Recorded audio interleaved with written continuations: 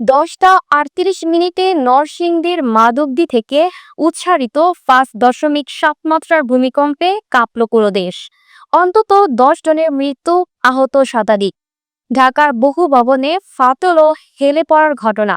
বিশেষজ্ঞদের সতর্কবার্তা, সাবডাকশন জোনে জমে থাকা বিশাল শক্তি জানাচ্ছে আরো বড় ভূমিকম্পের আগাম সংকেত। বিস্তারিত দেখুন প্রতিবেদনে।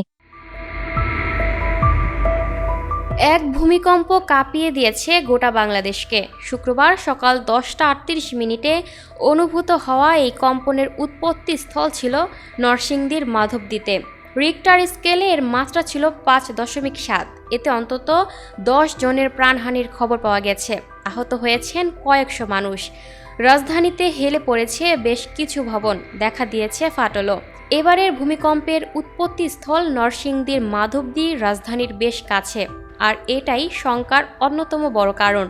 আবারও তাই প্রশ্ন, এমন বড় ধরনের ভূমিকম্পের পর কতটা নিরাপদ বাংলাদেশ? দেশে ভূমিকম্পের উৎস মূলত দুটি। একটি পূর্বে অবস্থিত ইন্দো বার্মা সাবডাকশন জোন, অন্যটি উত্তরের ডাউকি চ্যুতি। এর মধ্যে সবচেয়ে বিপজ্জনক সাবডাকশন জোন। এবারের উৎপত্তিস্থল অর্থাৎ নরসিংদী ভূতাত্ত্বিকভাবে বার্মা প্লেট ও ইন্ডিয়া প্লেটের সংযোগস্থলের মাঝামাঝি। বাংলাদেশ প্রকৌশল বিশ্ববিদ্যালয়ের পুরকৌশল বিভাগের অধ্যাপক ডক্টর তাহমিদ মালিক আল হুসাইনি বলেছেন, ইন্ডিয়ান প্লেটের সঙ্গে ইউরেশিয়ান প্লেটের সঙ্গে সংঘর্ষ হচ্ছে উত্তর দিকে। আরেকটা বাংলাদেশের পূর্ব পাশে থাকা বার্মা প্লেটের সঙ্গেও সংঘর্ষ হচ্ছে, ফলে এর প্রভাব পড়ে সারা দেশে। গবেষণা অনুযায়ী এই সাবডাকশন জোনে প্রায় 8.2 থেকে 9.2 মাত্রার শক্তি জমা রয়েছে, আর এই শক্তি উন্মুক্ত হলে আরও বড় ধরনের কম্পনের সংখ্যা বাড়ছে। বিশেষজ্ঞরা তাই এই 5.7 মাত্রার কম্পনকে বড় বিপদের আগাম বার্তা হিসেবে দেখছেন। ভূমিকম্প বিশেষজ্ঞ হুমায়ুন আক্তার বলেন, সাবডাকশন জোন আমরা ওটাকে বলি যেখানে একটা প্লেট আরেকটা প্লেটের নিচে তলিয়ে যায়। পৃথিবীর যে কোনো সাবডাকশন জোনের ভূমিকম্প হচ্ছে ভয়াবহ, যেটা আমাদের দেশে বিরাজ করছে। তিনি আরও বলেন, ওই জোনে বিপুল পরিমাণ যে শক্তি জমা রয়েছে সেটার ক্ষুদ্রতম শক্তি বের হয়েছে। আরও যে শক্তি জমা রয়েছে তা নিকটবর্তী সময়ে আরও বড় ধরনের ভূমিকম্প আঘাত হানার বার্তা বহন করছে। নগর পরিকল্পনাবিদ আদিলুর রহমান বলেন, আমরা বারবার বলে আসছি, ঢাকা সহ দেশের বিভিন্ন অঞ্চল ভূমিকম্পের অতি ঝুঁকিতে রয়েছে, কিন্তু পরিকল্পনা এবং ভবন নির্মাণে ঝুঁকি মাথায় রাখার বিষয়টি দেখছি না। অনেক ভবন জলাশয় জলাভূমির ওপর বানানো হচ্ছে।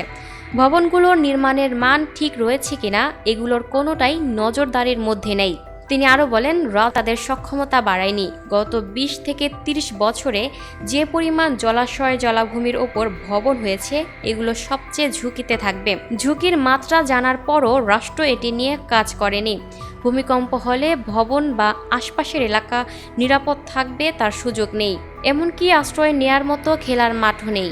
এই নগর পরিকল্পনাবিদ বলেন, সারা দেশে ভবন নির্মাণ যে অবস্থায় রয়েছে, এর থেকে আরেকটু বড় মাত্রার ভূমিকম্প হলে যে দুর্যোগ নেমে আসবে তা কল্পনাতীত।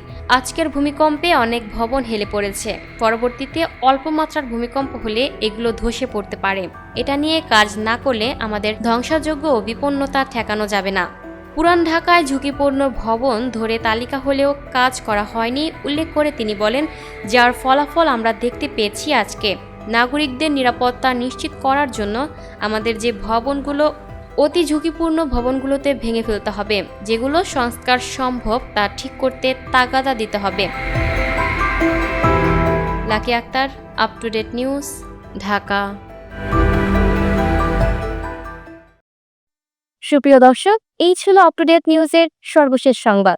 পরবর্তী সংবাদ পেতে চোখ রাখুন আপ টু ডেট নিউজের ফেসবুক পেজ এবং ইউটিউব চ্যানেলে। ধন্যবাদ।